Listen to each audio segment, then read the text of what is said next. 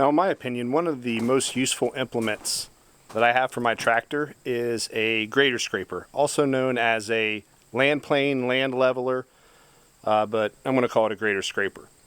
So I've had a Land Pride GS1560 for a couple years now, and I pulled it behind my B3300 SU. It is not wide enough to cover the tire tracks on my new L3560, which is important for me back in my woods because I do a lot of fixing my paths, especially when I create ruts, and I need something that can pull the mud back into the rut. So I picked up a Woods GSS72P. There's a lot of things about the Land Pride and the Woods that are very similar, and a few things that are different. I'm going to show you both of them, and this is by no means a complete comparison, a shootout, anything like that. It's just a quick overview, pointing out a little bit of difference between the two, and then you can decide what you want to go with. We'll flip the camera around, we'll show you what we got. So to start with, one of the biggest differences that I noticed was the size of the 3-point mast. The Woods has a nice big heavy-duty fully formed 3-point attachment, and the Land Pride has just a support brace and then flat stock that is bent. Now both of these are a clevis style 3-point attachment, and they are both quick hitch compatible. The next difference between the two is the location of the Scarifiers. Land Pride uses a pierced box tubing for their Scarifiers, and Woods sets theirs behind the front box. I'll leave that up to you to decide which one you think is better. Personally, I kind of like this style better because if over time am I beating this up and wearing that out, it should be fairly easy to fix. And I'm not saying it wouldn't be easy to weld something on the bottom of this box, but I kind of don't like the interior of the box taking, or the small lip of the box taking a beating as opposed to a separate piece of metal. Both of these are adjustable. The Woods uses adjustable shoes. So their blade carriage is welded onto the side box. It has the formed angle iron down there with the blades bolted to it, and the shoes are adjustable. The Land Pride has an adjustable carriage. Once again, I'm not real sure if I care which way it goes.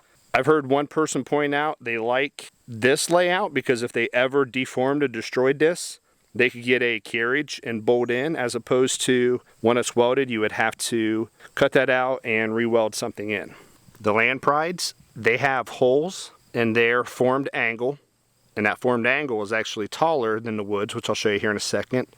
But you can put rear-facing blades on the Land Pride, which I think is pretty nice. That'll add extra weight, and you can back up doing some minor scraping, which you should always be careful with because you can run the risk of bending 3-point stuff when you're going backwards. 3-point's always meant for pulling, not pushing. You can see those are a little smaller, and although there's 2 holes, which I have no idea what they're for, they do not support a rear blade. There's no way you could get it to overlap. It would hit that, even if you did drill out and mount, or drill out and put your own bolts in there.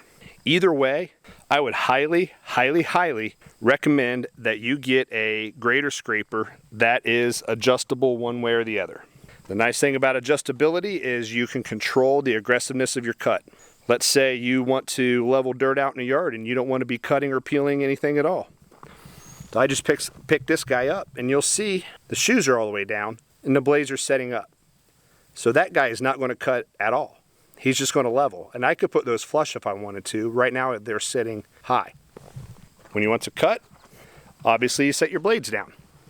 So right now those blades are set a little lower than the shoes. If you want to cut even more, set them down to their max.